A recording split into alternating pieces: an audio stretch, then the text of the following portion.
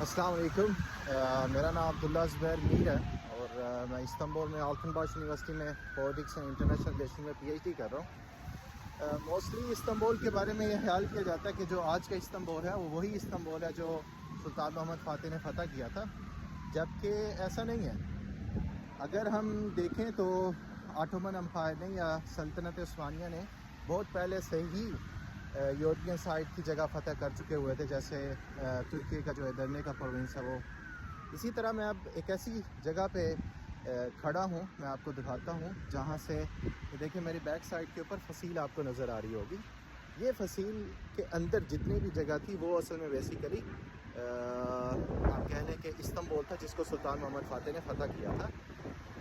ابھی استنبول کے اندر تقریباً 39 کے قریب کہہ لیں کہ ڈسٹرکٹس ہیں۔ ان 39 میں سے صرف 3 ڈسٹرکٹ جو ہے وہ اوریجنل استنبول ہیں، جن میں سے ایک فاتح کہ جو آپ کو بیک پہ ایریا نظر آ رہا ہے، دوسرا ایمینونو کا ایریا اور تیسرا بیولو کا ایریا۔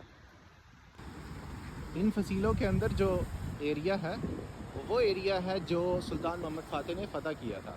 اور اگر آپ اس طرف تھوڑا سا مزید آگے چلے جائیں تو آپ کو وہ دروازہ، اس فصیل کا وہ دروازہ نظر آئے گا جس میں سلطان محمد فاتح فتح کرنے کے بعد پہلی دفعہ اس دروازے سے شہر کے اندر داخل ہوئے تھے۔